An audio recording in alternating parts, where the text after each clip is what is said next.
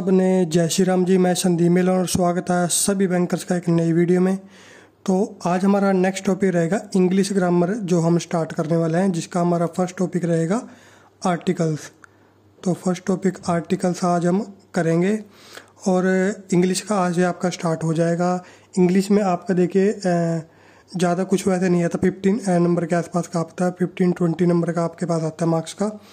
और उसमें आपके पास जो ग्रामर होगी बिल्कुल सिंपल ग्रामर आती है, कोई ज़्यादा हाई फाई ग्रामर नहीं आती। अगर आपने IBPS का एग्ज़ाम दिया फिर तो आप इसको आसानी से कर लोगे। अगर आपने IBPS का एग्ज़ाम नहीं दिया है तो आपका जो बेसिक है वो आपका यहाँ पे बिल्कुल क्लियर हम करा देंगे।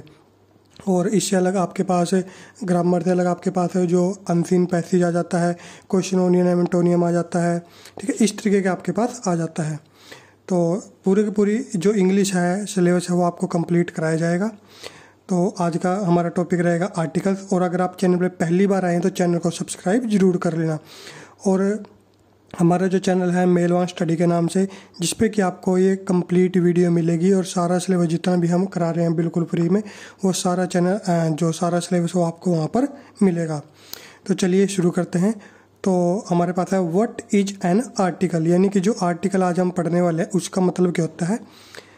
N article is a word that combines with a noun और nouns and helps to determine whether a noun in any sentence or phrase is specific और general।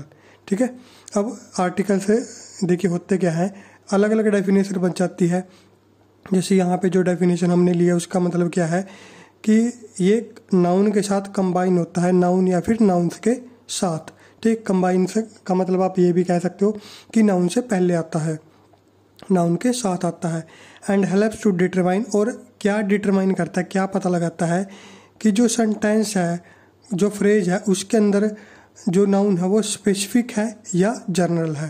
ठीक है, मान लो किसी का नाम आ रहा है, किसी जगह का नाम आ रहा है, किसी मटेरियल का नाम आ रहा है, तो जो आर्टिकल है वो ये पता लगाता है, उससे हमें ये पता चलता है कि जो आर्टिकल यूज किया जा रहा है उसकी वजह से जो नाउन है वो स्पेसिफिक है या फिर जनरल है।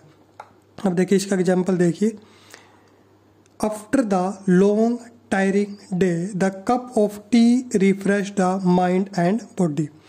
हिंदी में देखिए क्या होगा इसका मतलब कि after long time, after the long tiring day, यानी कि बहुत लंबे टायरिंग डे यानी कि थके हुए दिन के बाद, the cup of tea, tea का कप, refresh the mind and body, कि जो टी का कप है उससे माइंड और बॉडी रिफ्रेश हो जाती है, ये मतलब है यहाँ पर। अब यहाँ पे आर्टिकल्स यूज किया गया है द, यहाँ पे भी द और यहाँ पे भी द। तो देखिए इसका मतलब क्या है, in this sentence the use of articles the specify the day that was tiring and that one particular cup of T that refresh the body and mind. यानी कि यहाँ पे जो द का यूज किया गया, आर्टिकल का यूज किया गया है, वो बता रहा है हमें स्पेसिफिक हमें बता रहा है कि कौन सा डे जो टायरिंग था। ठीक है, एक स्पेसिफिक डे की बात हो रही है इसलिए द लगाया।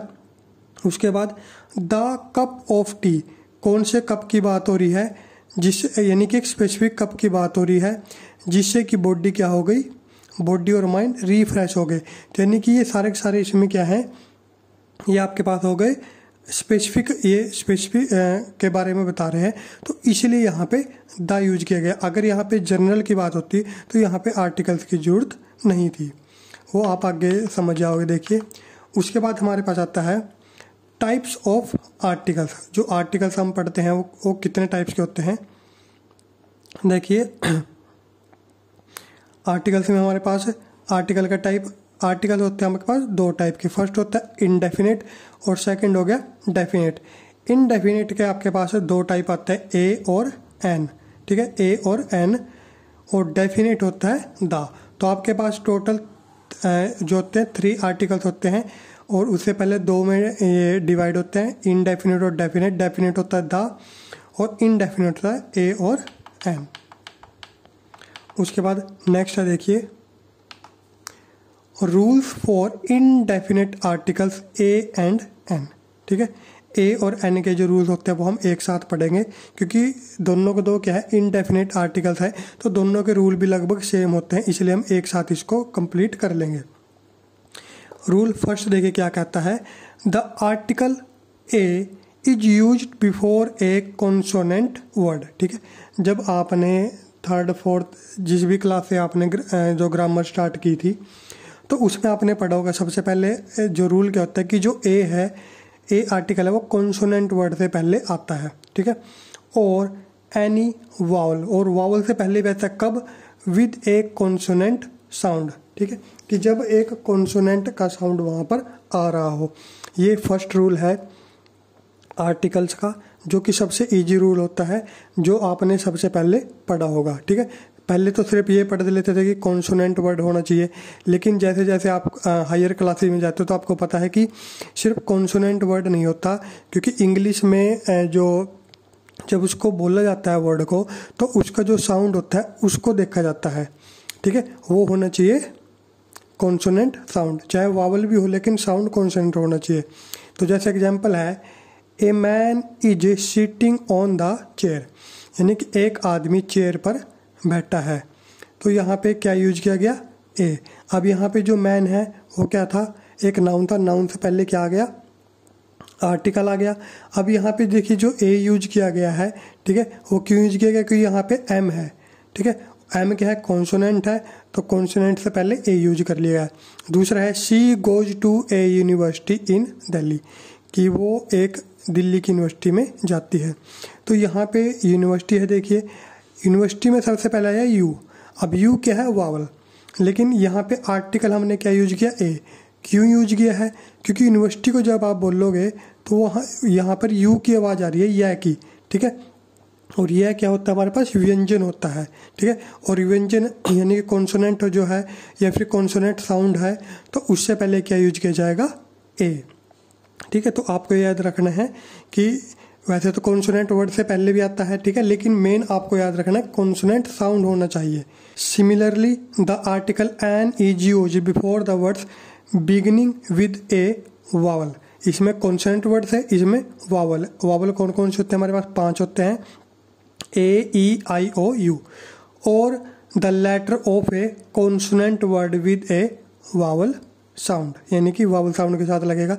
एग्जाम्पल है, she is an innocent girl, vowel आ गया तो वावल से पहले एन आ गया। He is an honest man, H आ रहा है, कॉन्सोनेंट है, लेकिन साउंड किसका आ रहा है, वावल का, क्योंकि आप इसको एच तो आपके पास ये लगा लो आप साइलेंट ही होता है, इसको आप ऑनेस्ट बोलते हो। ठीक है, तो इसलिए वावल का साउंड आ रहा है, तो यहाँ पे क्या यूज किया गया, एन। ये बिल्कुल इजी रूल होता है आपके पास। सेकंड है रूल हमारे पास, a singular common noun always requires an article ए।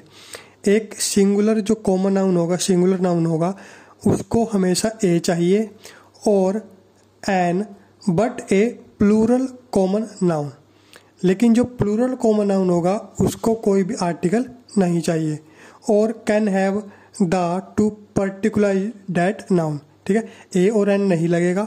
ठीक है, क्या लग सकता है, दा लग सकता है, लेकिन जो सिंगुलर नाउन है उसमें तो ए और एन लगेगा। जो प्लूरल नाउन है वैसे तो उसमें आर्टिकल की जरूरत नहीं है, लेकिन अगर लग रहा है तो वो